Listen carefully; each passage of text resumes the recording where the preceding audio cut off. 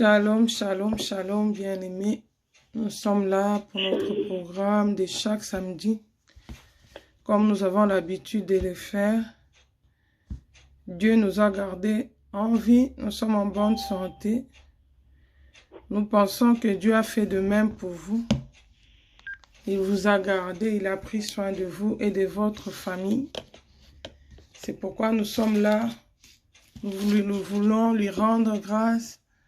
Et nous ne voulons pas rater ces temps pendant lesquels nous partageons la parole de Dieu, selon la grâce que le Seigneur nous a faite, pendant lesquels nous évangélisons, pendant lesquels nous avertissons le peuple de Dieu. Donc nous avons l'habitude de le faire chaque samedi à 11 h, heure de Paris. Je dis shalom à Juvine, shalom à Maman Marie Mabanza. Shalom, shalom, maman. Que le Seigneur vous bénisse. J'ai dit aussi Amen. shalom à tous nos bien-aimés qui auront l'occasion de nous suivre sur YouTube. Shalom chez vous, que la paix du Seigneur soit avec vous. Donc voilà, aujourd'hui, nous allons partager la parole de Dieu sur le thème « La marche avec Dieu ». La marche avec Dieu, ça, nous sommes inspirés de la marche d'Israël avec Dieu.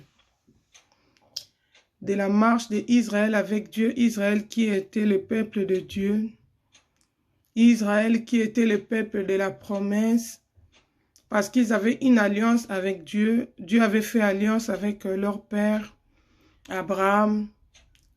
Il avait renouvelé l'alliance avec Isaac. Il a renouvelé l'alliance avec Jacob. Donc Israël, peuple de Dieu, avait l'alliance avec Dieu. C'était pas n'importe quel peuple, c'était un peuple mis à part, qui marchait avec Dieu. Dieu l'avait donné des promesses, qu'il allait les délivrer de ses ennemis, qu'il allait les faire sortir de l'Égypte pour l'amener vers la terre promise qui est Canaan, vers un pays où coule le lait et le miel. Notre texte de base aujourd'hui se trouve dans le livre de Exode. Exode, c'est la marche d'Israël avec Dieu, la sortie d'Israël de l'Égypte pour aller vers Canaan.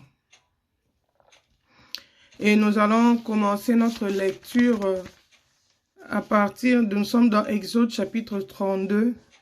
Nous allons lire à partir du verset 30 jusqu'au verset 34. La Bible nous dit ceci. Le lendemain, Moïse dit au peuple, « Vous avez commis un grand péché. Je vais maintenant monter vers l'Éternel. J'obtiendrai peut-être le pardon de votre péché. » Moïse retourna vers l'Éternel et dit, « Ah, ce peuple a commis un grand péché. Ils se sont fait un dieu d'or.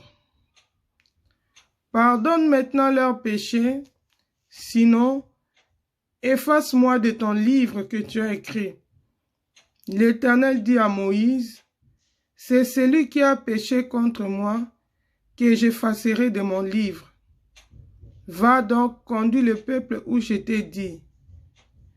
Voici, mon ange marchera devant toi, mais au jour de ma vengeance, je les punirai de leurs péchés. » L'Éternel frappa le peuple parce qu'ils avaient fait le veau fabriqué par Aaron. Ici, nous voyons l'exemple des enfants d'Israël, comment ils marchaient avec Dieu. La Bible nous montre que quand à un moment, Dieu avait appelé Moïse. Moïse était monté sur le mont Sinaï. Il était parti à la rencontre de Dieu. Nous savons tous que c'est là que Dieu avait donné les tables à Moïse, les 10 commandements de Dieu. Là, le Seigneur voulait leur montrer comment ils doivent marcher avec Dieu. Le Seigneur commençait à leur apprendre sa parole, sa loi, pour qu'ils puissent comprendre que les dieux avec qui ils sont en train de marcher, comment ils se comportent, comment il est, quelles sont ses exigences, qu'ils apprennent à connaître Dieu. Pourquoi? Parce que Israël s'est formé en Égypte. Égypte qui est le monde. Pourquoi j'ai dit que Israël s'est formé en Égypte? Shalom, ma sœur Gloria. Si nous regardons l'histoire d'Israël, à partir de Joseph, que Dieu avait élevé en Égypte, il faisait partie des enfants de Jacob. C'est suite à la famine que Jacob et ses enfants sont descendus en Égypte. Et c'est en Égypte qu'il est devenu une nation. Quand ils sont venus en Égypte, c'était qu'une famille, la famille de Jacob. Ses enfants, la famille de Jacob avec ses enfants. Jacob et ses enfants sont descendus en Égypte. Mais quand ils sont sortis de l'Égypte, c'était devenu une nation. Ils se sont multipliés en Égypte. Ils sont devenus une grande nation en Égypte. La nation d'Israël s'est en fait formée en Égypte. C'est pourquoi même, si tu regardes dans l'histoire des enfants d'Israël, tu vas remarquer que Pharaon commençait même à vouloir tuer les garçons pour empêcher au peuple d'Israël de se multiplier. Il a tout fait pour que le peuple arrête de se multiplier. Mais comme le Seigneur les avait bénis, ils avaient l'alliance avec Dieu, ils continuaient à grandir, à devenir une grande nation. Une nation forte. Ils étaient devenus nombreux. Malgré tout ce que l'ennemi avait fait pour empêcher à Israël de grandir. Ils étaient une grande famille. Mais n'empêche qu'ils se sont formés en Égypte. L'Égypte qui est l'image du monde. L'Égypte, nous savons que l'Égypte, c'était une nation païenne qui ne connaissait pas Dieu, qui était dans l'idolâtrie. Les mauvaises choses, il y a beaucoup de mauvaises choses dans le monde qui tirent son origine de l'Égypte. Par exemple, le make-up, ça a commencé en Égypte. En Égypte, même le roi s'est maquillé. Il mettait le make-up, tout ce que les hommes se maquillaient en Égypte. Ils mettaient les contours, comment on appelle ça? Les crayons, les eyelashes là autour des yeux. Ils mettaient ça. Si tu regardes même dans l'histoire, tu vois, on dessine les gens qui travaillaient en Égypte. Là, ils avaient leur chapeau, ils avaient le make-up, ils faisaient déjà des maquillages, ils portaient des bijoux. Cette habitude-là, Israël l'a acquis là-bas en Égypte. Ils ont eu des habitudes égyptiennes. Ils s'habillaient comme les Égyptiens. Ils s'ornaient en imitant les Égyptiens. Ils étaient en fait comme des Égyptiens. Si tu regardes, même le jour où Moïse est sorti, quand Moïse a fui la persécution, quand il est parti, il s'est retrouvé, comment dire, quand il est allé chez Jéthro, les filles de Jéthro, quand ils ont trouvé Moïse, ils ont dit, un Égyptien nous a délivrés. Ils n'ont pas dit un Israélite. Pourquoi? À cause de son apparence. Je ne sais pas si je peux vite retrouver ces versets. C'était à cause de son apparence. Pourquoi? Parce que il était habillé comme les Égyptiens. Il était habillé comme les Égyptiens.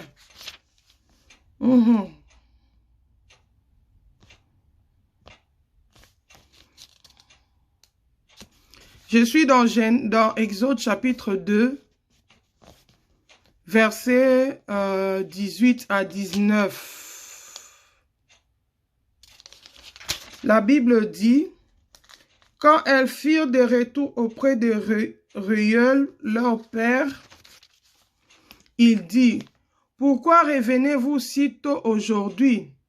Elles répondirent, « Un Égyptien nous a délivrés de la main des bergers, et même il nous a puisé de l'eau, et a fait boire les troupeaux. »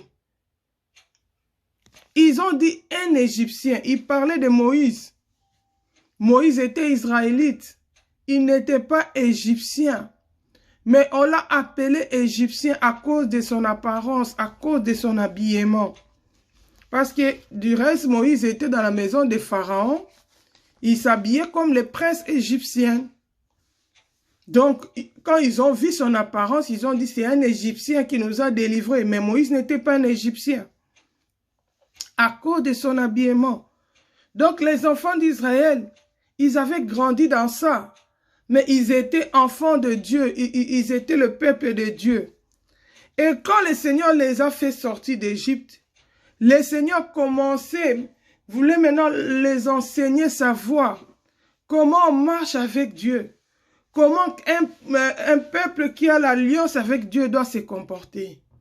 C'est comme ça que Moïse était parti dans le mont Sinaï. Et là-bas, Dieu lui a donné les tables de l'alliance où il avait écrit les 10 commandements. Mais ça s'est fait que tout ce temps que Moïse était là-bas, il avait pris beaucoup de temps. Israël est resté. Il ne voyait plus Moïse. Pour eux, Moïse représentait Dieu pour eux. C'était leur assurance.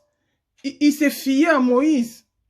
Quand ils ont vu que Moïse ne venait toujours pas, ils ont dit à Aaron, dans Exode 32, si tu lis, ils ont dit à Aaron, c'est Moïse, nous ne savons ce qu'il est devenu. Fais-nous un Dieu qui marche devant nous. Ils n'avaient pas la foi, ils voulaient en fait voir. Pourquoi ils avaient demandé un Dieu qui marche devant nous? Un Dieu qu'ils peuvent voir. Parce qu'ils avaient vu ça en Égypte. Ils avaient vu ça en Égypte. Les Égyptiens étaient des peuples idolâtres. Ils avaient des dieux, des idoles. Ils se prosternaient devant les idoles. Et eux, ils avaient vu cette habitude-là chez les Égyptiens. Ils ont dit à Aaron, alors fais-nous un Dieu qui marche devant nous. Car c'est Moïse, cet homme qui nous a fait sortir d'Égypte. Nous ne savons ce qu'il est devenu. Et Aaron, connaissant la pression du peuple, comment ce peuple-là était têtu, comment ils n'écoutaient pas malgré tous les miracles qu'ils avaient vus. C'était un peuple inconverti. Ils vivaient toujours dans le péché, ils étaient toujours désobéissants. Aaron a eu peur. Il les a dit, amenez vos ornements, enlevez les anneaux qu'il y a dans les oreilles, dans vos oreilles, et amenez ça. Et donnez-moi ça. La Bible dit dans Exode 32, verset 2, Aaron leur dit, ôtez les anneaux d'or qui sont aux oreilles de vos femmes, de vos fils et de vos filles, et apportez-les-moi. Et tous ôtèrent les anneaux d'or qui étaient dans leurs oreilles et ils les apportaient à Aaron. C'était grave, hein? Aujourd'hui, l'histoire des boucles d'oreilles, chez les hommes, c'est les gays qui ont ramené ça, les homosexuels et tout ça. À l'époque, c'était même pas encore, les hommes ne portaient même pas encore de boucles d'oreilles. C'était plus les femmes. Mais en Égypte, déjà, les hommes portaient des boucles d'oreilles. La Bible dit quand Aaron a dit ôtez les anneaux d'or qui sont dans vos oreilles, les oreilles de vos fils et de vos filles. Même les garçons, ils portaient des anneaux d'or dans les oreilles. Ils portaient des boucles d'oreilles. Ils avaient eu cette habitude-là, ils avaient copié ça de l'Égypte. Parce que ce sont les Égyptiens qui séparaient comme ça. Et ils n'avaient pas cette habitude-là. Les Égyptiens séparaient comme ça. Et eux aussi, ils ont eu cette habitude. Ils ont commencé à mettre des anneaux d'or à leurs enfants. Et même aux garçons, même aux filles, ils portaient des anneaux d'or. La Bible dit, ils ont enlevé les anneaux qui étaient dans leurs oreilles. Donc, le boucle d'oreilles. Et les garçons et les filles. Ils ont amené ça. Et Aaron a fabriqué un veau d'or. C'est comme ça que la colère de Dieu était enflammée. Dieu a commencé à dire à Moïse, il a dit, ce peuple, c'est un peuple qui ne m'écoute pas. Je vais punir ce peuple. Je vais punir ce peuple. Si tu regardes dans le verset 9, la Bible dit, toujours dans Exode 32, l'Éternel dit à Moïse, je vois que ce peuple est un peuple au cou roide. Maintenant, laisse-moi, ma colère va s'enflammer contre eux, et je les consumerai, mais je ferai de toi une grande nation. La colère de Dieu s'était enflammée. Nous remarquons quoi ici? Nous remarquons un peuple qui marche avec Dieu, mais qui ne connaît pas son Dieu. Israël ne connaissait pas son Dieu. Il pensait qu'il pouvait marcher avec Dieu comme eux ils voulaient. Que Dieu soit toujours là, que Dieu nous bénisse, que Dieu nous délivre de nos ennemis, que Dieu fasse des miracles pour nous, que Dieu nous pourvoie à nos besoins. Donc, un Dieu comme un enfant de course, quoi, qui est là pour satisfaire le moindre de leurs désirs, mais eux qu'ils mènent leur vie comme bon leur semble. Ils ne connaissaient pas le Dieu qu'ils servaient. Ils ne connaissaient pas l'Éternel. Ils voulaient continuer dans leur péché, mais que Dieu continue à prendre soin d'eux. La colère de Dieu a commencé à s'enflammer. Parce que Dieu avait fait des miracles dans la vie des Israélites. Déjà en Égypte, ils avaient vu comment le Seigneur les avait délivrés des Égyptiens. Tous les signes que le Seigneur, l'Éternel, leur Dieu avait fait en Égypte étaient suffisants pour qu'ils aient la foi en Dieu. Étaient suffisants pour qu'ils craignent Dieu. Mais malgré ça, chaque moment de preuve, chaque moment, c'était le moment pour eux de pécher. Chaque obstacle, c'était la raison suffisante pour eux de se détourner de l'Éternel. Ils s'en foutaient de Dieu. Ils voulaient mener leur vie comme bon leur semble. Mais que Dieu soit toujours là. Si nous regardons cette marche, la conduite des Israélites à cette époque, c'est la même chose que nous, les chrétiens d'aujourd'hui, nous faisons. Nous remarquons des chrétiens qui se disent chrétiens, des enfants de Dieu, mais qui ne craignent pas Dieu, qui ne sont pas comme Christ, mais qui sont comme le monde. La Bible dit, on a appelé Moïse, on a dit cet Égyptien-là. Pourquoi? À cause de son habillement, à cause de son apparence. Aujourd'hui aussi, il y a des gens qui se disent chrétiens, mais quand on les regarde, on peut dire que ce sont des mondains. On peut dire que ce sont des gens qui ne connaissent pas Dieu. Pourquoi? Parce qu'ils ne marchent pas dans la crainte de Dieu. Ils vivent dans le péché. Ils se permettent de marcher dans le péché. Tu vas voir les enfants de Dieu qui vivent dans la fornication, qui vivent dans l'impudicité, qui vivent dans l'idolâtrie, dans le mensonge. Il y en a même qui sont même pires que les païens. Mais que Dieu me garde. Que Dieu me garde. Il va là-bas, il se chamaille. Il va là-bas, il fait quoi? Il vient. Que Dieu me garde. Oh, le sang de Jésus va me protéger. Oh, moi, je suis un enfant de Dieu. Mais tu ne vois pas les fruits d'un enfant de Dieu dans sa vie. Tu ne vois pas le caractère d'un enfant de Dieu. Tu ne vois pas sa manière de se conduire. Ça n'a rien à voir avec un enfant de Dieu. Si les mondains vont dans la fornication, lui aussi va dans la fornication. Si les mondains dansent les musiques mondaines dans les fêtes, lui aussi danse les musiques mondaines dans les fêtes. Si les mondains prennent de l'alcool, le vin, les champagnes, lui aussi prend le vin et les champagnes. Il connaît même les noms même plus que d'autres mondains. Il se permet de faire tout ce qu'il y a dans le monde comme péché. Mais il veut que Dieu continue à les garder. Il veut que Dieu continue à être là pour lui faire du bien, pour les bénir, pour les protéger.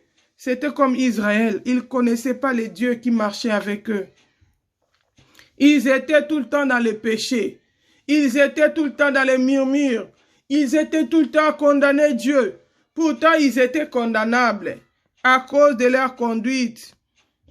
La Bible dit, Moïse implorait l'Éternel. Il disait au Seigneur, oh Seigneur, s'il te plaît. Moïse a dit, oh, c'est vrai, ce peuple a commis un grand péché, mais Seigneur, il a dit au peuple, il dit, le lendemain, Moïse dit au peuple, vous avez commis un grand péché. Je suis dans verset 30. Je vais maintenant monter vers l'Éternel. J'obtiendrai peut-être le pardon de votre péché. Moïse retourna vers l'Éternel et dit, ah, ce peuple a commis un grand péché. Ils se sont fait un Dieu d'or. Pardonne maintenant leurs péchés, sinon efface-moi de ton livre que tu as écrit. L'Éternel dit à Moïse, c'est celui qui a péché contre moi que j'effacerai de mon livre. L'Éternel lui dit, c'est celui qui a péché contre moi. Shalom, maman Christine.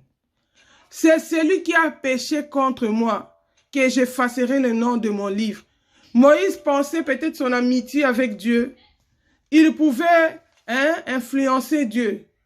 Il pouvait parler au Seigneur, toucher son cœur et le Seigneur allait changer d'avis. Or, l'Éternel reste Dieu. Il est juste dans sa sentence. Malgré que Israël était un peuple choisi. Mais puisqu'il marchait dans le péché, le Seigneur a dit à Moïse, Moïse, les noms, il dit, Pardonne maintenant leurs péchés, sinon efface-moi de ton livre que tu as écrit. Bien-aimé, il y a un livre qui est écrit dans le ciel. Dans le ciel, il y a le livre de vie. Il y a aussi le livre de souvenirs. Et tout ce que nous faisons sur la terre des hommes est enregistré dans le ciel. Si tu fais le bien, on écrit là-bas aujourd'hui, il a fait le bien. Il a craint Dieu. Tu as pris du temps dans la lecture de la parole de Dieu. C'est enregistré au ciel. Aujourd'hui, il a médité pendant 30 minutes, pendant 1 heure du temps. Si tu prends du temps de la prière, dans la prière, on enregistre au ciel. Aujourd'hui, elle a pris du temps dans la prière. Ce sont des matériels que tu expédies pour la construction de ta maison au ciel. Tout le bien que tu fais, si tu fais une aumône, c'est enregistré dans le ciel. Mais quand tu commets les péchés, on efface les noms dans le livre de vie, on écrit dans le livre de la mort. Jusqu'à ce que tu te répandes et que tu répares ton péché. Quand tu confesses ton péché, tu te détournes de ton péché, on efface. On remet les noms dans le livre de vie. C'est une erreur, un mauvais enseignement qui circule dans le monde, où on dit aux gens que si tu as déjà reçu Jésus-Christ, shalom maman Julia, si tu as déjà reçu Jésus-Christ, le salut, on ne peut plus le perdre. C'est faux. Le salut, on peut le perdre. C'est pourquoi la Bible dit, il y a beaucoup d'appelés, mais il y a peu d'élus. Shalom ma soeur Irène. S'il y avait tout, on ne pouvait pas perdre le salut. Le nombre d'appelés serait égal au nombre d'élus. Mais si on dit qu'il y a beaucoup d'appelés, ça veut dire que beaucoup ont été appelés au salut. Mais ceux qui ont péché, on a effacé leur nom du livre de vie. Leur nom ne se retrouve plus dans le livre de vie parce qu'ils sont allés dans les péchés. Jusqu'à ce qu'ils réparent leurs péchés. Jusqu'à ce qu'ils se réconcilient avec Dieu. Mais si quelqu'un meurt dans le péché, son nom ne se retrouvera pas dans le livre de vie. L'Éternel dit à Moïse, il dit, j'effacerai, efface-moi de ton livre que tu as écrit. L'Éternel dit à Moïse, c'est celui qui a péché contre moi que j'effacerai de mon livre.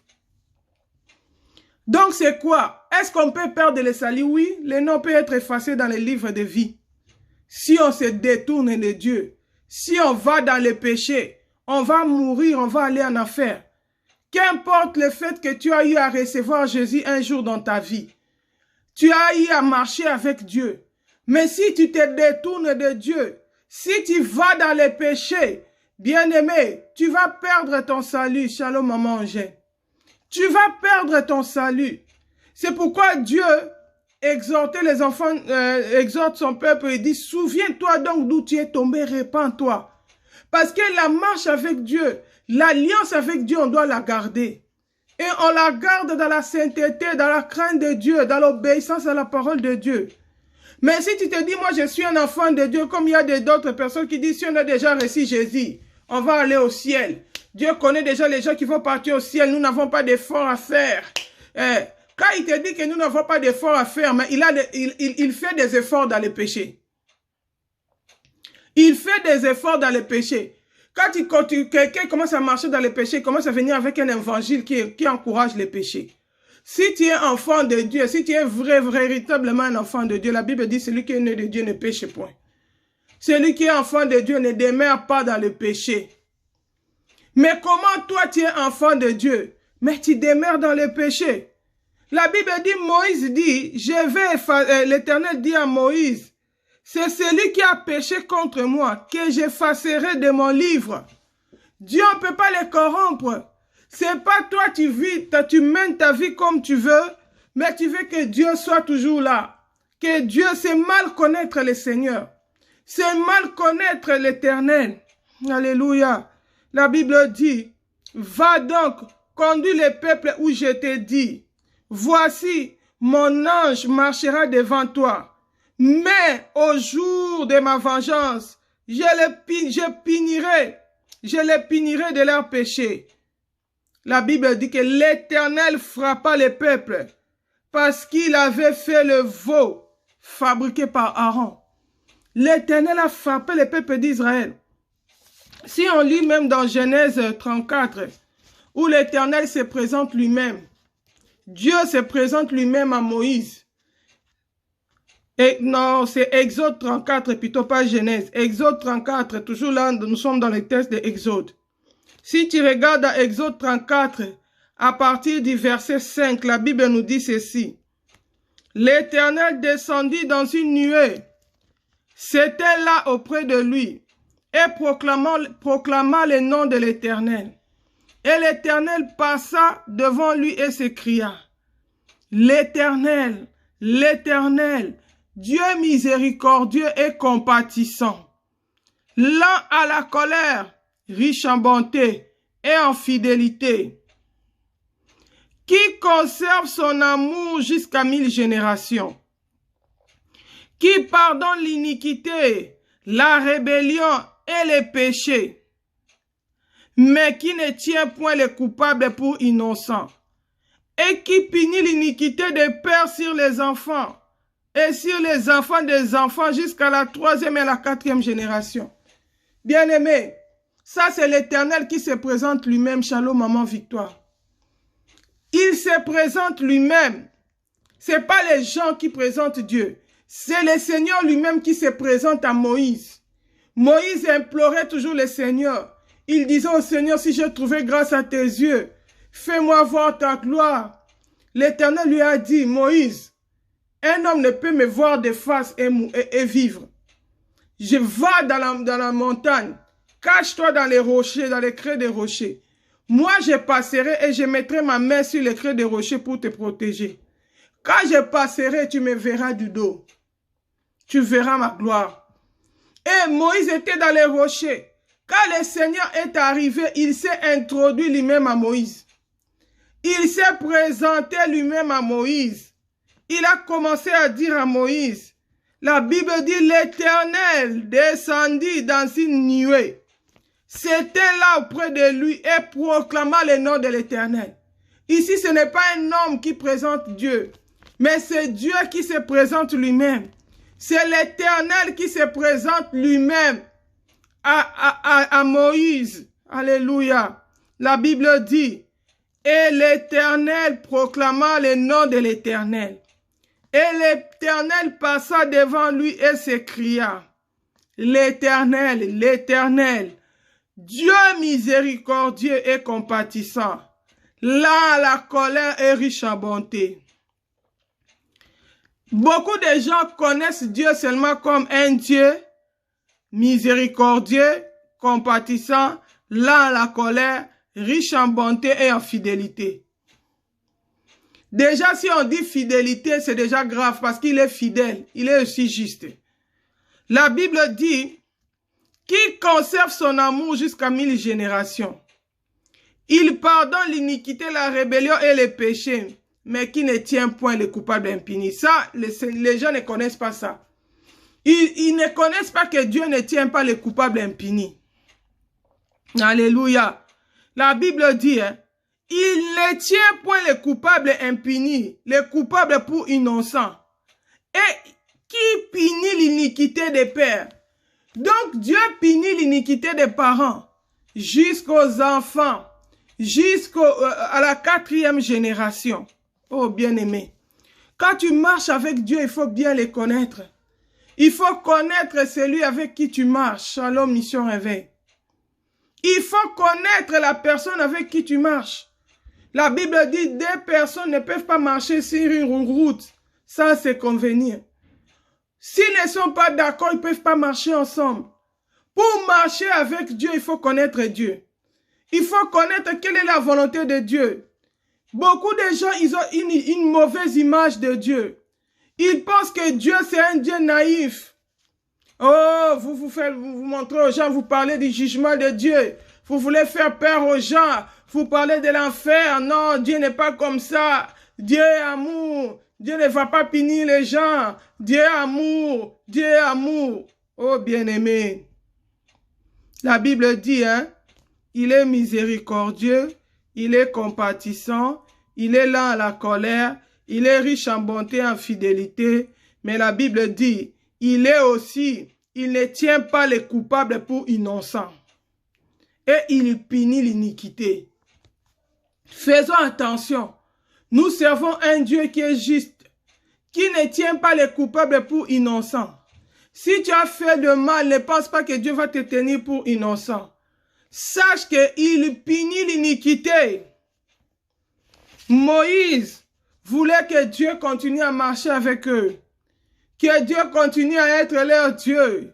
Il a imploré le Seigneur. Il a dit non, les Égyptiens apprendront que tu as tué ce peuple. Il dit pourquoi les Égyptiens apprendront-ils et diraient-ils c'est pour leur malheur qui les a fait sortir. C'est pour les tuer dans les montagnes et pour les exterminer du dessus de la terre. Reviens de l'ardeur de ta colère et répands-toi du mal que tu veux faire à ton peuple. Moïse a rappelé l'alliance. Shalom ma soeur Marie-Grâce. Il a rappelé l'alliance. Souviens-toi de l'alliance que tu avais fait avec Abraham, Isaac. Souviens-toi, souviens-toi. Bien-aimé, ça n'a pas empêché Dieu d'exterminer Israël dans le désert. La Bible dit, hein, de tous les enfants d'Israël qui étaient plus âgés, plus de 40 ans, qui étaient sortis de l'Égypte pour aller à Canaan, ils sont tous tombés dans le désert. Dieu les a exterminés. C'est pourquoi il faut bien connaître Dieu. Il faut craindre Dieu.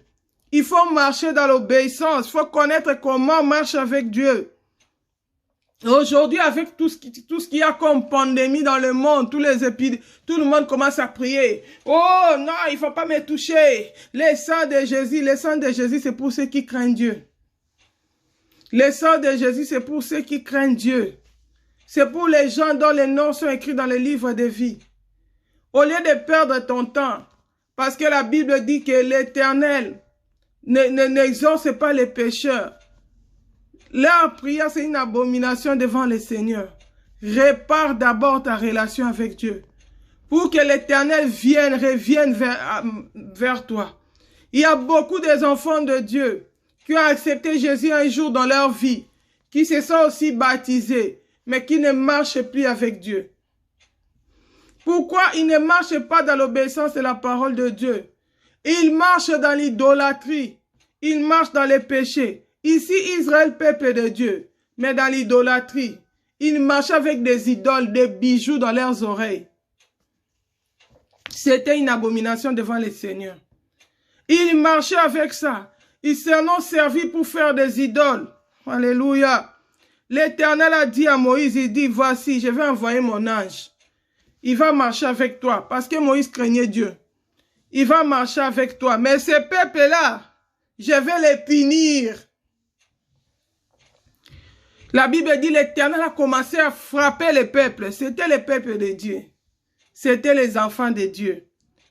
Au chapitre 33, verset 1, la Bible nous dit, l'Éternel dit à Moïse, va, pars d'ici, toi et le peuple, que tu as fait sortir du pays d'Égypte. Monte vers le pays que j'ai juré de donner à Abraham, Isaac et à Jacob, en disant, je les donnerai à ta postérité. J'enverrai devant toi un ange, et je chasserai les Cananéens, les Amoréens, les Essiens, les Phérésiens, les Éviens et les Jébiciens. Monte vers ce pays où coule le lait et le miel.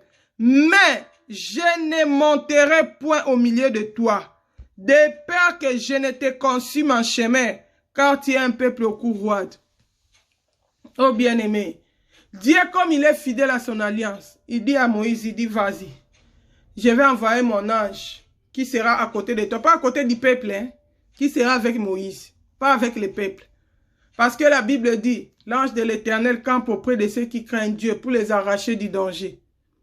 Moïse craignait Dieu. Dieu a dit à Moïse, vas-y, c'est moi qui t'ai donné la mission, vas-y, j'enverrai mon ange qui sera auprès de toi. Hein? Mon ange marchera devant toi, pas devant le peuple, devant toi. Mais au jour de ma vengeance, je punirai le peuple. Dieu envoie son ange marcher avec Moïse. Mais Dieu dit à Moïse, allez-y. Comme je vous avais promis, vous allez partir à Canaan. Allez-y. Je vais écarter vos ennemis. Je vais vous donner la victoire devant vos ennemis. La Bible dit, monte vers le pays que j'irai à te donner. La Bible dit, je les donnerai à ta postérité. J'enverrai devant toi un ange et je chasserai les Cananéens. Bonjour, Papa José. Beaucoup d'enfants de Dieu se retrouvent dans cette position. Ils sont en train de mener leur vie chrétienne, mais le Seigneur ne marche plus avec eux. Pourquoi? À cause de la désobéissance. Pourquoi? À cause des dieux étrangers. À cause de l'idolâtrie. Il est attaché aux choses qui ne glorifient pas le Seigneur. Il ne veut pas se dépouiller. Mais il continue à avoir des miracles. La Bible dit, le Seigneur a dit, je vais chercher l'ange qui devait accompagner Moïse, aller chasser les ennemis, aller chasser les Jébusiens. Donc tu remarques quand même que tu as des victoires. C'est pourquoi beaucoup d'enfants de Dieu sont incrédules. Quand on leur dit, vous devez vous dépouiller, le Seigneur n'aime pas les ornements, ce sont des idoles devant lui. Ils disent, oh, moi j'avais ces ornements-là, j'étais stérile, j'avais prié, Dieu m'a donné les enfants, j'ai eu 4 enfants. Bien-aimé, Dieu peut t'exaucer, il peut te donner des enfants, mais le ciel, tu ne vas pas entrer. Le ciel, tu ne vas pas entrer. Tu ne verras pas la gloire de Dieu. Pourquoi? Parce que tu es dans l'idolâtrie. Le Seigneur dit ici, il dit, allez-y. Mon ange va combattre pour vous, il va chasser les ennemis, les Jébusiens. Donc tu vas remarquer, tu as des victoires spirituelles, tu te renforces dans ta position. Tu crois que tu es agréable à Dieu? Non. Quand Dieu donnait la victoire aux enfants d'Israël ici, ils n'étaient pas agréables à Dieu. Ils n'étaient pas parce qu'ils étaient dans l'idolâtrie. Ils étaient dans les péchés. Shalom, maman Inès. Dieu n'approuvait pas leur marche. Mais à cause de son alliance, il dit à Moïse, vas-y, j'enverrai mon ange. Il va chasser vos ennemis. L'ange aussi a chassé les ennemis, mais ils n'ont pas vu la gloire de Dieu. Ils n'étaient pas agréables à Dieu. Or, que nous dit la Bible? La Bible nous dit dans Apocalypse 21. Apocalypse 21. La Bible dit quoi?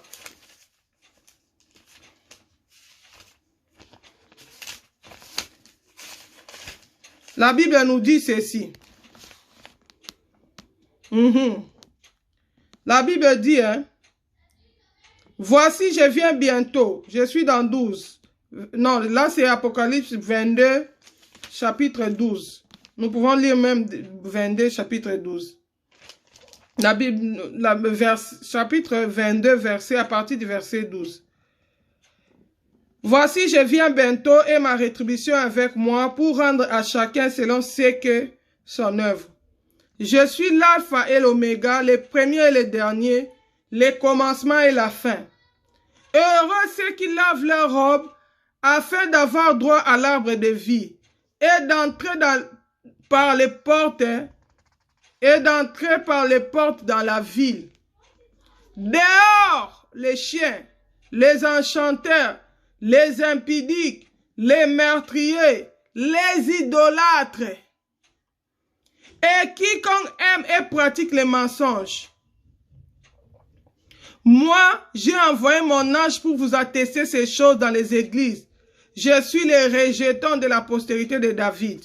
Oh bien-aimé, la Bible dit, hein, ceux qui vont entrer dans la Jérusalem, dans la nouvelle Jérusalem, c'est ceux qui ont lavé leurs robes dans le sang de l'agneau, pour avoir part à l'arbre de vie. Mais ceux qui sont dans l'idolâtrie, ils n'entreront pas. La Bible dit, rien d'essuyé n'entrera là-bas. Rien d'essuyé.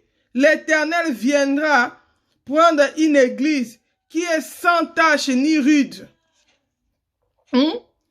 Ça qui est sans tache ni ride. Rien d'essuyé. Les idolâtres n'entreront pas. Alléluia. 21, 27 dit ceci. Apocalypse 21, 27. Il n'entrera chez elle rien d'essuyé, ni personne qui se livre à l'abomination et au mensonge. Il n'entrera que ceux qui sont écrits dans les livres de vie de l'agneau. Celui qui pêche, Dieu efface son nom des livres de vie de l'agneau. Celui qui va dans l'idolâtrie, Dieu efface son nom. Il n'entrera pas dans la nouvelle Jérusalem. Il n'entrera pas au ciel. Bien-aimé, tu peux voir des miracles. Tu peux voir des victoires. Mais l'Éternel ne marche plus avec toi. Il t'a abandonné depuis longtemps. Lui, il continue seulement à accomplir son alliance. Peut-être pour le salut d'autres personnes. Mais toi, tu seras seulement une charnière. Toi-même, tu ne vas pas entrer. Pourquoi? À cause de l'idolâtrie. À cause de la désobéissance. Alléluia. La Bible dit, il dit, j'enverrai mon ange. Parce que moi, si je suis au milieu de vous, je vais vous consumer. À cause de votre idolâtrie. Alléluia. La Bible dit dans Exode 33, verset 2, il dit, j'enverrai devant toi un ange, et je chasserai les Chaldéens, les Amoréens, les Essiens, les Phérésiens, les Éviens, les Égyptiens. Monte vers ce pays où coule le lait et le miel. Mais je ne monterai point au milieu de toi, de peur que je ne te consume en chemin, car tu es un peuple au cou roi.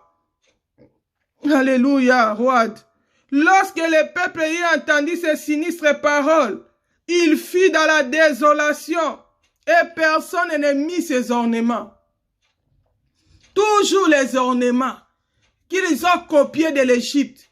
Dieu était en colère. C'est seulement de ces ornements-là qu'ils ont fait les veaux d'or. Il continue à voir ça sur eux. Et la Bible dit, Dieu et l'Éternel dit à Moïse, dis aux enfants d'Israël, vous êtes un peuple au cou roide. Si j'ai monté un seul instant au milieu de toi, je te consumerai. Ôte maintenant tes ornements de dessus de toi, et je verrai ce que je te ferai. Ils ne comprenaient pas que ce qu'ils faisaient, ça ne glorifiait pas Dieu. Ils ne comprenaient pas. Pour eux, ils ne pouvaient pas penser que ces ornements-là, c'était un problème. Hein? Ils avaient vu les Égyptiens porter les bijoux et aussi porter des bijoux. Pour eux, ils ne pouvaient pas comprendre que c'était un problème. Que c'était des idoles devant le Seigneur. Que ça attirait la colère de Dieu. Qu'on ne peut pas rencontrer Dieu avec des idoles. On ne peut pas mélanger Dieu avec des idoles. On ne peut pas servir Dieu et les idoles. Ils devaient se dépouiller. Ils ne comprenaient pas. Pour eux, que Dieu sépare la mer rouge. Que Dieu nous donne à manger. Que, comme aujourd'hui, beaucoup de gens ne se préoccupent pas de la volonté de Dieu pour eux. Ils ne se préoccupent pas de l'obéissance à la parole de Dieu. Tu vas perdre ton temps. Tu vas t'appuyer sur les dons, les miracles. Mais les dons, les miracles passeront. Mais la Bible dit, toute personne qui ne marche pas dans l'obéissance, qui marche dans le péché, il n'entrera pas. Il n'héritera pas le ciel. Oh bien-aimé, pourquoi nous allons contester contre notre Créateur? C'est le temps pour nous d'arranger notre marche avec Dieu. Israël voulait que le Seigneur soit avec eux, parce qu'il y avait les ennemis à côté. Mais ils ne savaient pas comment marcher avec Dieu. Dieu attendait qu'ils puissent se dépouiller de leurs ornements, qu'ils enlèvent ces bijoux-là de leurs oreilles. Mais eux ne comprenaient pas. Ils voulaient que Dieu soit avec eux. Dieu les a dit ouvertement. Il a dit, ôtez vos ornements. Parce qu'avec vos ornements, si je marche du milieu de vous, je vais vous consumer. Je vais vous tuer. Si j'ose marcher venir au milieu de vous, je vais vous tuer. ôtez vos ornements de devant moi. C'est l'idolâtrie. Dieu n'aime pas ces choses. Oh bien-aimé, à quoi ça te sert de faire des miracles, d'avoir si c'est la plus grande église, d'avoir si c'est les rénaux, de faire marcher si c'est 200 ou 500 boîtiers, mais que ces jours-là tu sois rejeté. Que tu n'hérites pas le ciel. Pourquoi Dieu voyait l'idolâtrie en toi? Pourquoi Dieu voyait que tu imitais le monde? Comme Israël, ils ont amené les habitudes des Égyptiens. Ils ont mis les ornements, même à leurs garçons, même à leurs filles. Ils ont porté des bijoux. Dieu ne voulait pas ça. Le Seigneur leur a dit, ôtez, enlevez ça, de peur que je ne vous tue en chemin. C'est ce qui fait que je ne peux pas marcher avec vous. Si je viens au milieu de vous, je vais vous tuer. Bien aimés, ils n'avaient pas compris la leçon. La plupart sont tombés dans le désert. Ils n'ont même pas vu Canaan. La Bible dit de tous les enfants âgés qui sont sortis de plus de 40 ans, seulement 2. Josué et Caleb qui sont entrés. Bien-aimé, l'Éternel n'a pas changé. Il est le même hier, aujourd'hui, éternellement. La Bible nous montre ici, même dans Genèse 35, quand Jacob sortait avec sa famille, il allait avec sa famille. Dieu avait demandé la même chose. Il les avait demandé de se dépouiller aussi. Jacob les avait demandé dès le début de se dépouiller. Parce qu'il devait rencontrer l'Éternel à Bethel. Genèse 35.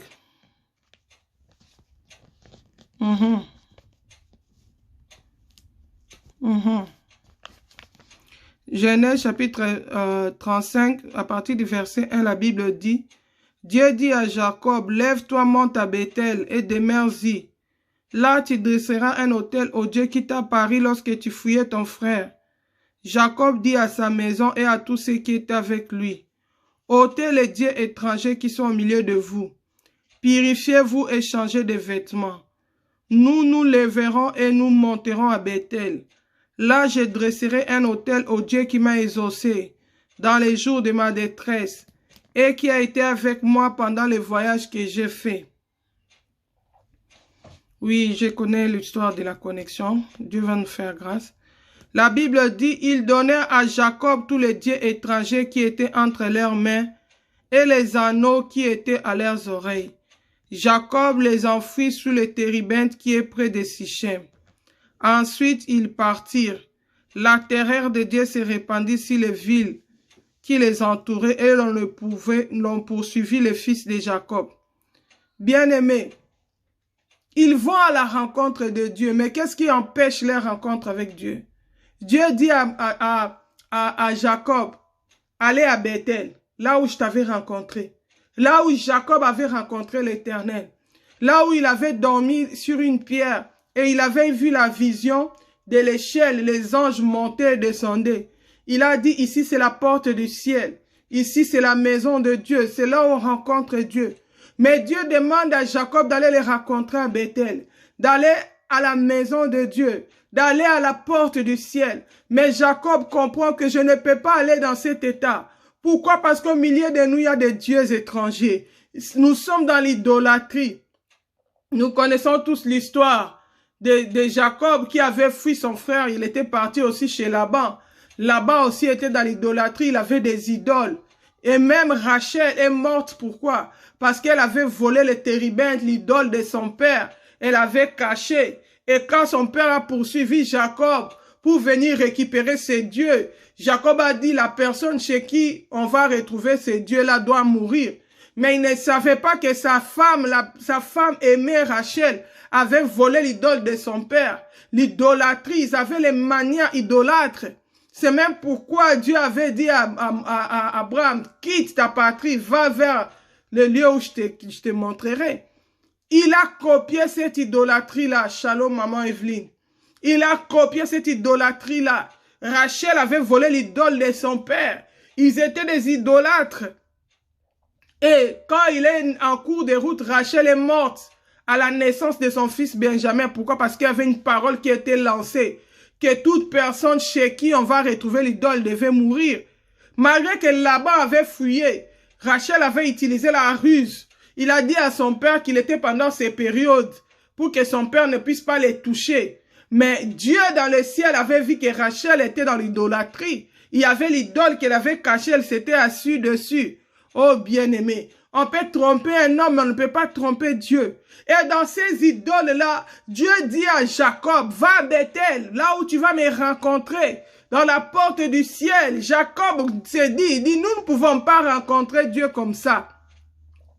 L'Éternel, notre Dieu, est un Dieu jaloux. Quand Dieu s'est présenté à Moïse, il a dit l'Éternel, jaloux est son nom.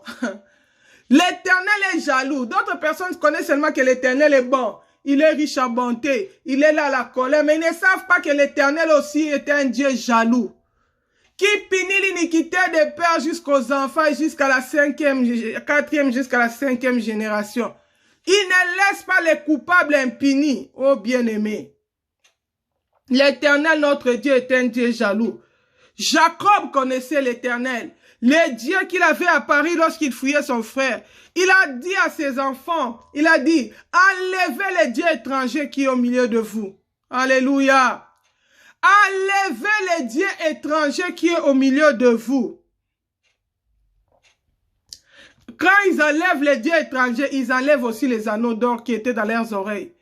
Bien-aimé, à cause de tes boucles d'oreilles, tu peux aller en enfer. Tu parles la langue, tu pries, tu chasses les démons, mais à cause des boucles d'oreilles que tu ne veux pas enlever, tu peux te retrouver en enfer. Il est temps de se repentir. Il est temps d'arranger sa relation avec Dieu. C'est une idole. Devant le Seigneur, c'est un Dieu étranger. Quand tu portes les ornements, les boucles d'oreilles, le Seigneur te voit comme un idolâtre. Et il a dit dans sa parole qu'aucun idolâtre n'héritera le ciel. Aucun idolâtre n'entrera dans la nouvelle Jérusalem. Oh bien-aimé, aujourd'hui nous avons parlé de la marche avec Dieu. Apprends à marcher avec Dieu. Connais le Dieu que tu sers. Quelle est sa volonté pour toi? Que veut le Seigneur par rapport à celui qui marche avec lui? Le Seigneur ne supporte pas l'idolâtrie. Tout ce qui nous sépare de l'amour de Dieu. Peut-être toi, l'idolâtrie, c'est la mode. Peut-être toi, il y en a même qui ont des idoles, des stars de football. Lui, c'est mon idole. C'est une abomination devant le Seigneur. La Bible dit, tu adoreras l'Éternel lui seul. Tu te prosterneras devant lui seul. Comment toi, un enfant de Dieu, tu as des idoles? C'est une abomination. Oh, un tel footballeur, c'est mon idole. Répands-toi là où tu es. Souviens-toi d'où tu es tombé, répands-toi. Avant qu'il ne soit trop tard. Regarde ce qui se passe dans le monde. Comment les gens sont en train de mourir. Ça nous montre le retour de Christ. Jésus-Christ est à la porte. C'est le temps pour nous de mettre notre vie en ordre. Si ça t'attrape demain, tu vas aller où?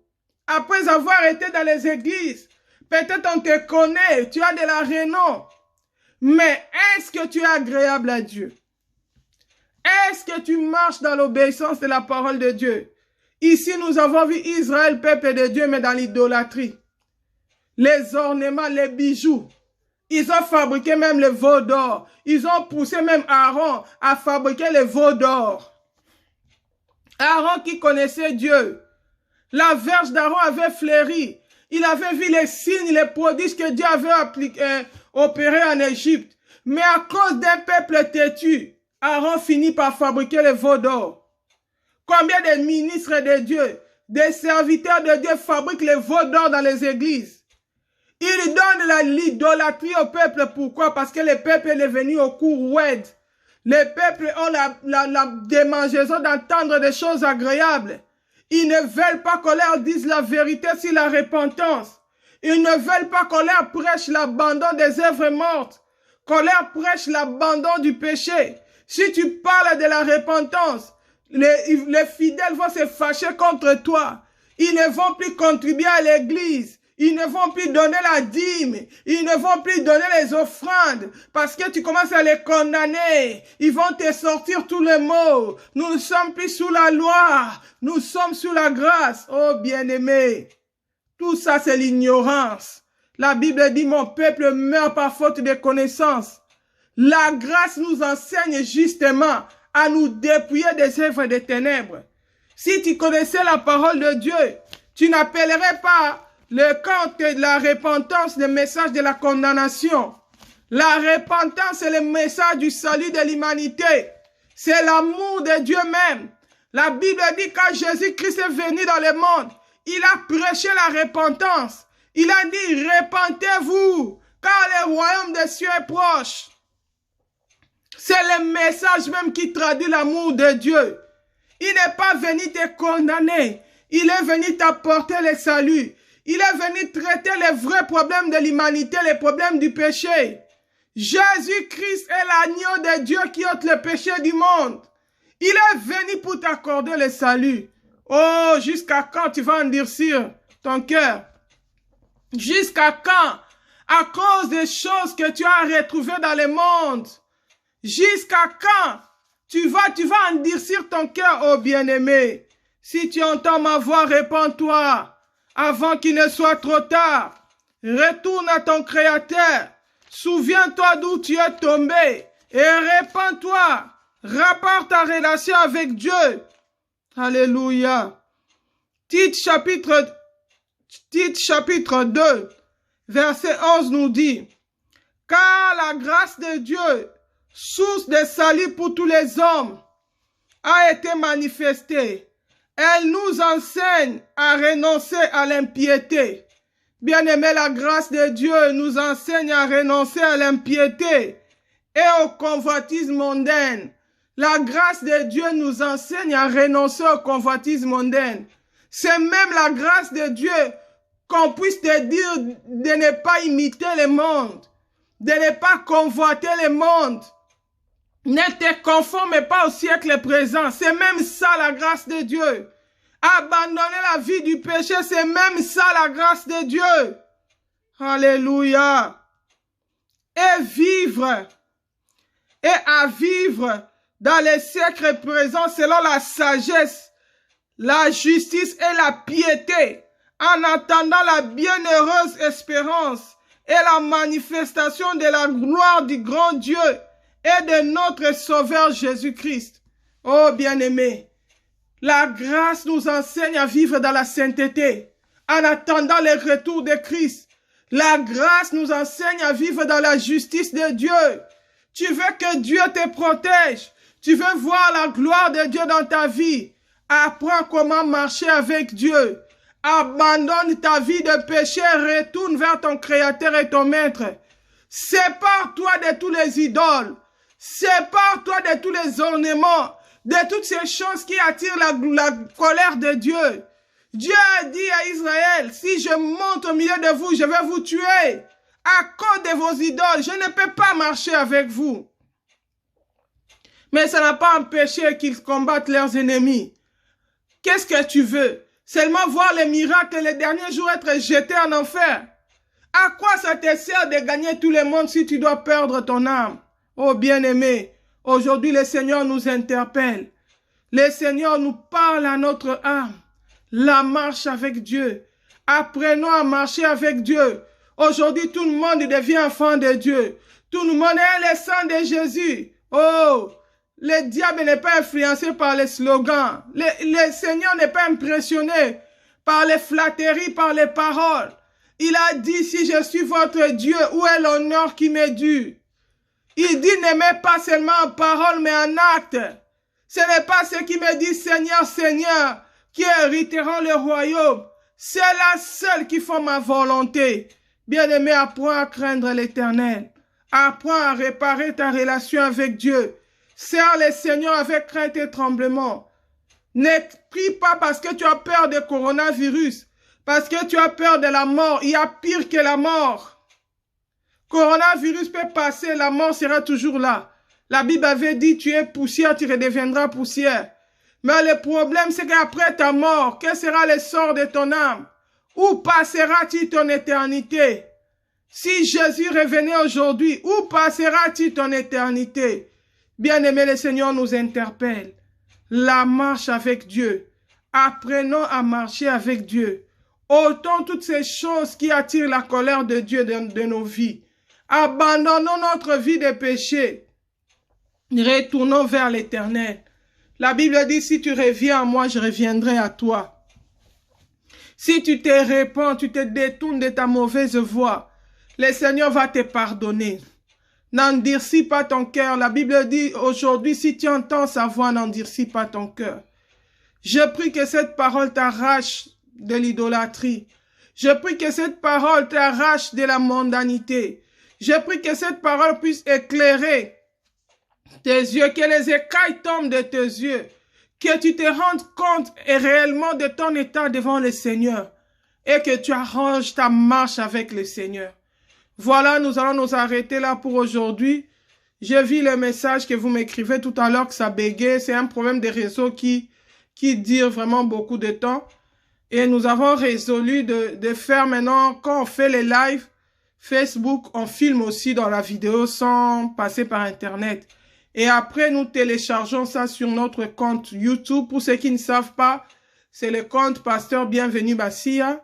Sinon, quand on l'a déjà mis sur YouTube, la vidéo qui ne bug pas, parce que ce n'est pas passé par Internet, nous pouvons aussi les republier dans Facebook. Comme ça, pour les gens qui veulent suivre sans manquer des parties qui bégaient, qui bloquaient un peu, ils peuvent le voir en rediffusion en complet. Voilà, nous allons nous arrêter là pour aujourd'hui. Que le Seigneur bénisse sa parole.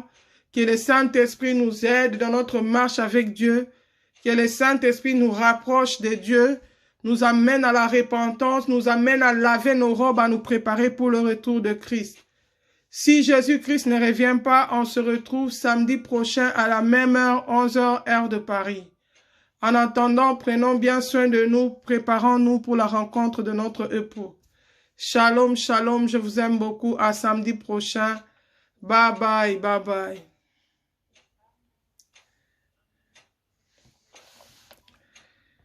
Au milieu de vous, je vais vous consumer à cause de votre idolâtrie. Alléluia. La Bible dit dans Exode 33, verset 2, il dit, j'enverrai devant toi un ange, et je chasserai les Chaldéens, les Amoréens, les Essiens, les Phérésiens, les Éviens, les Égyptiens. Monte vers ce pays où coule le lait et le miel. Mais je ne monterai point au milieu de toi, de peur que je ne te consume en chemin, car tu es un peuple au cou roi. Alléluia, roi. Lorsque le peuple eut entendu ces sinistres paroles, il fut dans la désolation, et personne ne mit ses ornements. Toujours les ornements qu'ils ont copiés de l'Égypte. Dieu était en colère. C'est seulement de ces ornements-là qu'ils ont fait les veaux d'or. Il continuait à voir ça sur eux. Et la Bible dit, Dieu et l'Éternel dit à Moïse, dis aux enfants d'Israël, vous êtes un peuple au cou roide. Si j'ai monté un seul instant au milieu de toi, je te consumerai. Ôte maintenant tes ornements de dessus de toi, et je verrai ce que je te ferai. Ils ne comprenaient pas que ce qu'ils faisaient, ça ne glorifiait pas Dieu. Ils ne comprenaient pas. Pour eux, ils ne pouvaient pas penser que ces ornements-là, c'était un problème. Hein. Ils avaient vu les Égyptiens porter les bijoux et aussi porter des bijoux. Pour eux, ils ne pouvaient pas comprendre que c'était un problème. Que c'était des idoles devant le Seigneur. Que ça attirait la colère de Dieu. Qu'on ne peut pas rencontrer Dieu avec des idoles. On ne peut pas mélanger Dieu avec des idoles. On ne peut pas servir Dieu et les idoles. Ils devaient se dépouiller. Ils ne comprenaient pas. Pour eux, que Dieu sépare la mer rouge. Que Dieu nous donne à manger. Que comme aujourd'hui, beaucoup de gens ne se préoccupent pas de la volonté de Dieu pour eux. Ils ne se préoccupent pas de l'obéissance à la parole de Dieu. Tu vas perdre ton temps. Tu vas t'appuyer sur les dons, les miracles. Mais les dons, les miracles passeront. Mais la Bible dit, toute personne qui ne marche pas dans l'obéissance, qui marche dans les péchés, il n'entrera pas. Il n'héritera pas le ciel. Oh bien-aimé, pourquoi nous allons contester contre notre Créateur? C'est le temps pour nous d'arranger notre marche avec Dieu. Israël voulait que le Seigneur soit avec eux, parce qu'il y avait les ennemis à côté. Mais ils ne savaient pas comment marcher avec Dieu. Dieu attendait qu'ils puissent se dépouiller de leurs ornements, qu'ils enlèvent ces bijoux-là de leurs oreilles. Mais ils ne comprenaient pas. Ils voulaient que Dieu soit avec eux. Dieu les a dit ouvertement. Il a dit, ôtez vos ornements. Parce qu'avec vos ornements, si je marche du milieu de vous, je vais vous consumer. Je vais vous tuer. Si j'ose marcher, venir au milieu de vous, je vais vous tuer.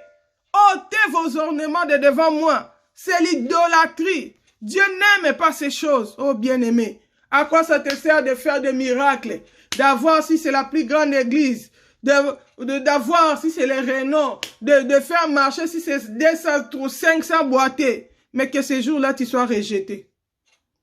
Que tu n'hérites pas le ciel. Pourquoi Dieu voyait l'idolâtrie en toi? Pourquoi Dieu voyait que tu imitais le monde? Comme Israël, ils ont amené les habitudes des Égyptiens. Ils ont mis les ornements, même à leurs garçons, même à leurs filles. Ils ont porté des bijoux. Dieu ne voulait pas ça. Le Seigneur leur a dit, ôtez, enlevez ça. de peur que je ne vous tue en chemin. C'est ce qui fait que je ne peux pas marcher avec vous. Si je viens au milieu de vous, je vais vous tuer. Bien aimés, ils n'avaient pas compris la leçon. La plupart sont tombés dans le désert. Ils n'ont même pas vu Canaan. La Bible dit de tous les enfants âgés qui sont sortis de plus de 40 ans, seulement 2, Josué et Caleb, qui sont entrés. Bien aimé, l'Éternel n'a pas changé. Il est le même hier, aujourd'hui, éternellement. La Bible nous montre ici, même dans Genèse 35, quand Jacob sortait avec sa famille, il allait avec sa famille. Dieu avait demandé la même chose. Il les avait demandé de se dépouiller aussi. Jacob leur avait demandé dès le début de se dépouiller. Parce qu'il devait rencontrer l'Éternel à Bethel. Genèse 35.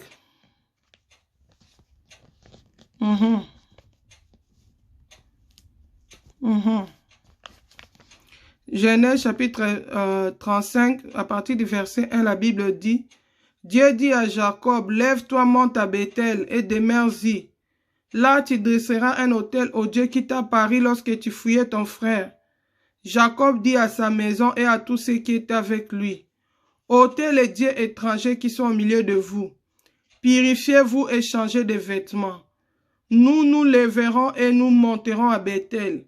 Là, je dresserai un autel au Dieu qui m'a exaucé dans les jours de ma détresse et qui a été avec moi pendant le voyage que j'ai fait.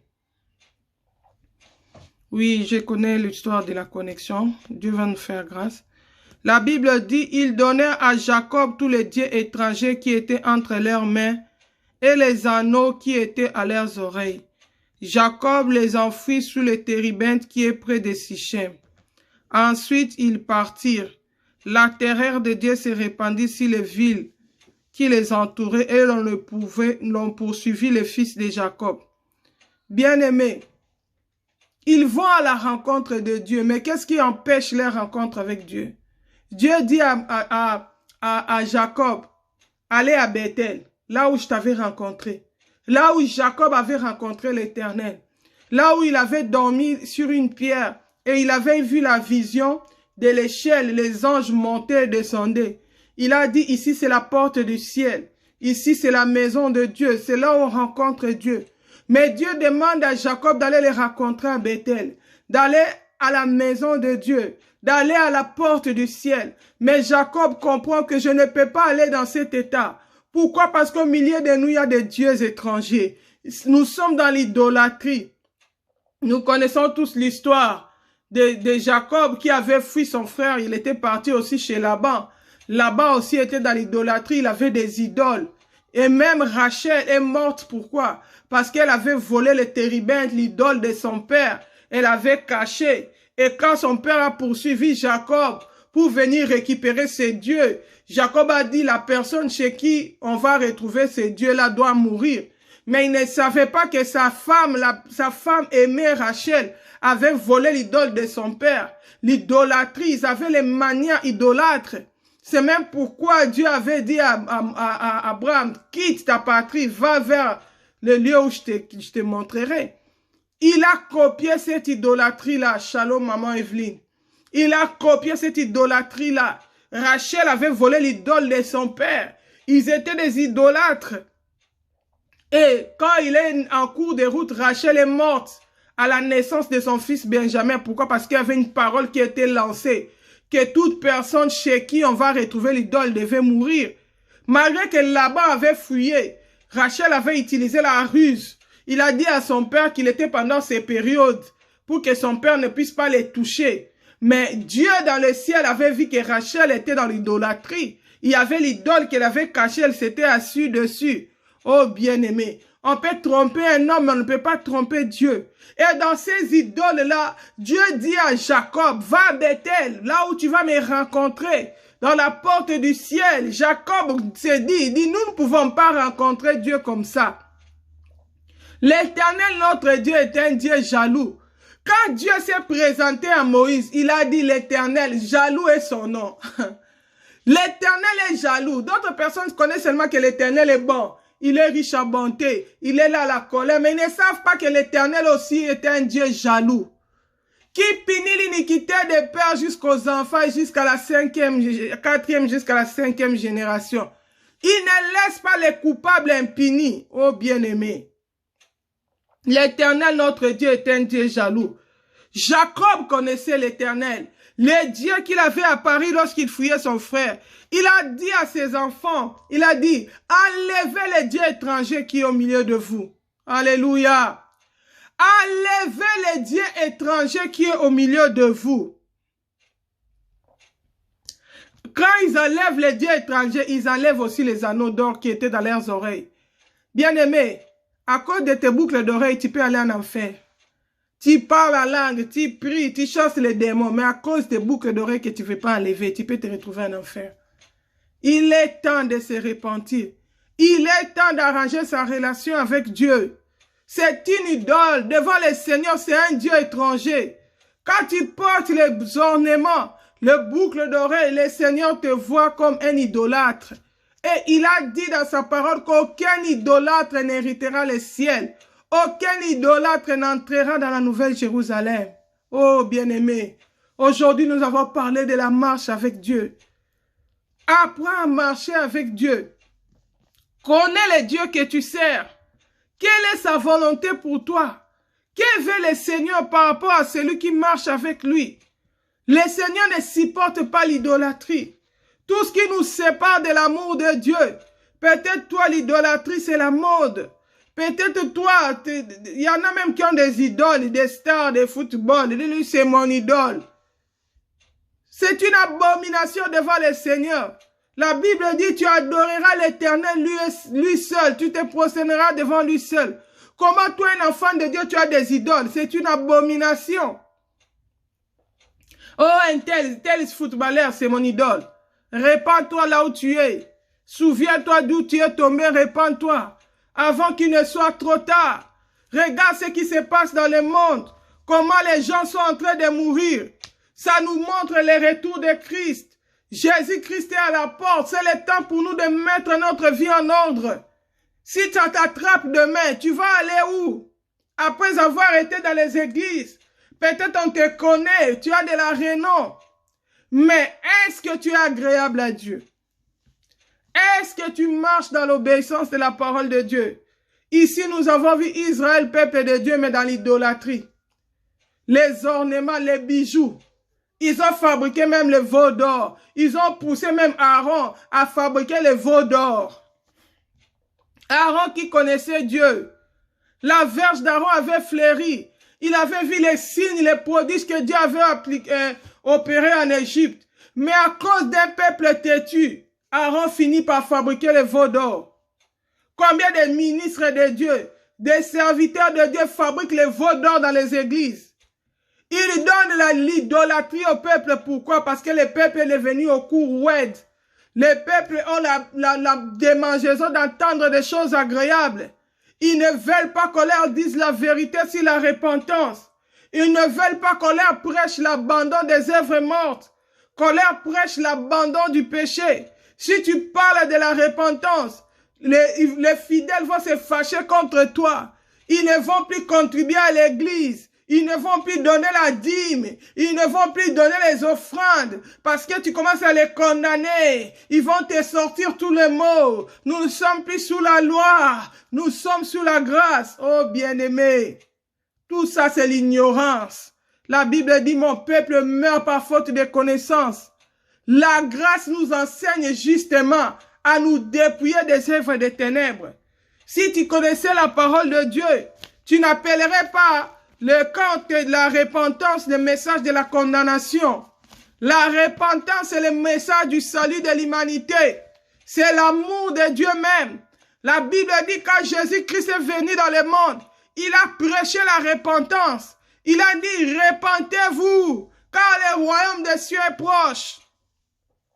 C'est le message même qui traduit l'amour de Dieu. Il n'est pas venu te condamner. Il est venu t'apporter le salut. Il est venu traiter les vrais problèmes de l'humanité, les problèmes du péché. Jésus-Christ est l'agneau de Dieu qui ôte le péché du monde. Il est venu pour t'accorder le salut. Oh, jusqu'à quand tu vas endurcir ton cœur? Jusqu'à quand? À cause des choses que tu as retrouvées dans le monde. Jusqu'à quand? Tu vas endurcir ton cœur, oh bien-aimé. Si tu entends ma voix, répands-toi avant qu'il ne soit trop tard. Retourne à ton Créateur. Souviens-toi d'où tu es tombé et répands-toi. Rapporte ta relation avec Dieu. Alléluia. Tite chapitre 2, verset 11 nous dit, « Car la grâce de Dieu, source de salut pour tous les hommes, a été manifestée. Elle nous enseigne à renoncer à l'impiété. » Bien-aimé, la grâce de Dieu nous enseigne à renoncer à l'impiété et au convoitise mondaine. La grâce de Dieu nous enseigne à renoncer au convoitise mondaine. C'est même la grâce de Dieu qu'on puisse te dire de ne pas imiter le monde, de ne pas convoiter le monde. Ne te conforme pas au siècle présent. C'est même ça la grâce de Dieu. Abandonner la vie du péché, c'est même ça la grâce de Dieu. Alléluia. Et vivre, et à vivre dans les siècles présents selon la sagesse, la justice et la piété, en attendant la bienheureuse espérance et la manifestation de la gloire du grand Dieu et de notre Sauveur Jésus-Christ. Oh bien-aimé, la grâce nous enseigne à vivre dans la sainteté, en attendant le retour de Christ. La grâce nous enseigne à vivre dans la justice de Dieu. Tu veux que Dieu te protège. Tu veux voir la gloire de Dieu dans ta vie. Apprends comment marcher avec Dieu. Abandonne ta vie de péché, retourne vers ton Créateur et ton Maître. Sépare-toi de tous les idoles. Sépare-toi de tous les ornements, de toutes ces choses qui attirent la colère de Dieu. Dieu a dit à Israël, si je monte au milieu de vous, je vais vous tuer. À cause de vos idoles, je ne peux pas marcher avec vous. Mais ça n'a pas empêché qu'ils combattent leurs ennemis. Qu'est-ce que tu veux? Seulement voir les miracles les derniers jours être jetés en enfer. À quoi ça te sert de gagner tout le monde si tu dois perdre ton âme? Oh bien-aimé, aujourd'hui le Seigneur nous interpelle. Le Seigneur nous parle à notre âme. La marche avec Dieu. Apprenons à marcher avec Dieu. Aujourd'hui, tout le monde devient enfant de Dieu. Tout le monde est le sang de Jésus. Oh, le diable n'est pas influencé par les slogans. Le Seigneur n'est pas impressionné par les flatteries, par les paroles.